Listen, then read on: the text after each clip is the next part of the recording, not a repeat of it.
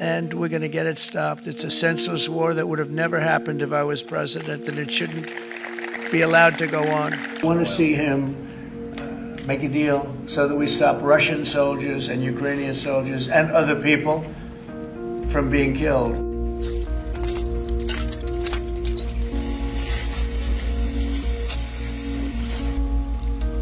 I think Trump is losing patience with Putin. He thinks he's got a close relationship with him, which is why he thinks that he can take the lead and can speak to him and possibly unlock the impasse that we've got to at the moment.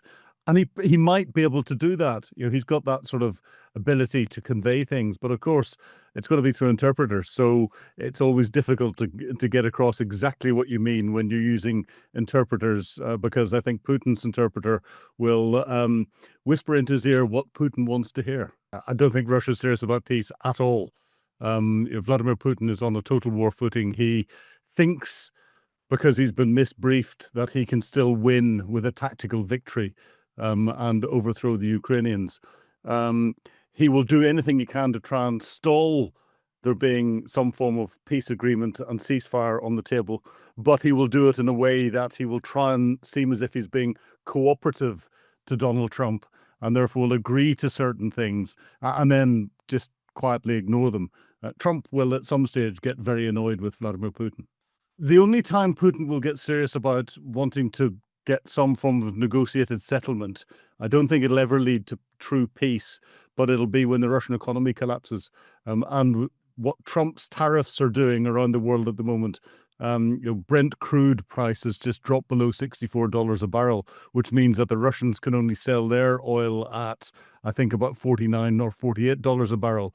The Russians rely on selling their oil out around the world to help fund their operations in Ukraine. If the Russian economy collapses, then Putin will very quickly want to go for some form of negotiated settlement so he can rebuild. He will then just use that as time to rebuild and will come back again and try and take another salami slice out of Ukraine or another country. I want to make sure that he follows through, and I think he will. I don't want to go secondary tariffs on his oil, but I think, it's something I would do if I thought he wasn't doing the job. I'd love to be a fly on the wall in the talks between Trump and Putin. The last time Donald Trump met Putin during his first term, they had talks together where there were no officials in the room whatsoever, which is unheard of. Whether we'll find out in reality what's happened, I'm not sure. We will get a statement probably from Donald Trump, and we'll get a statement from Vladimir Putin. If it's anything like the statements that there have been beforehand, whenever the two individuals have talked, the content will be completely diametrically opposed.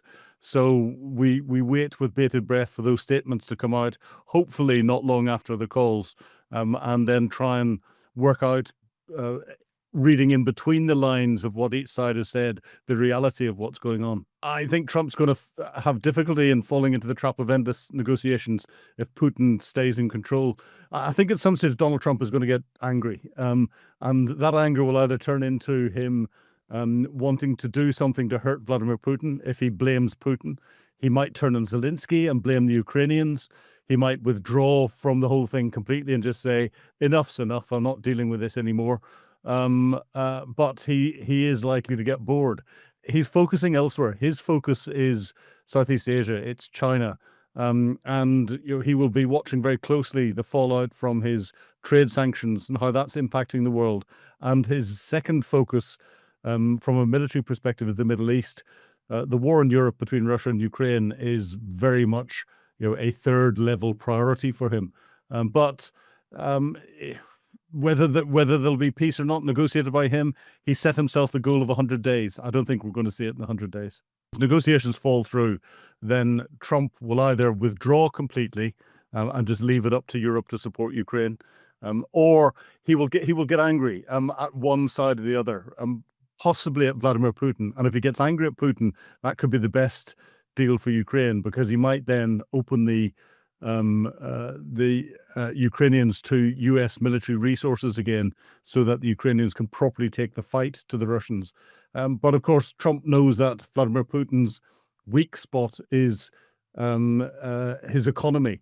and therefore what we're likely to see is Trump take more economic measures against the Russians, and in particular help Europe, I think, with the grey fleet of oil transports that are going around the world, and help disrupt that activity, which would hurt Putin very, very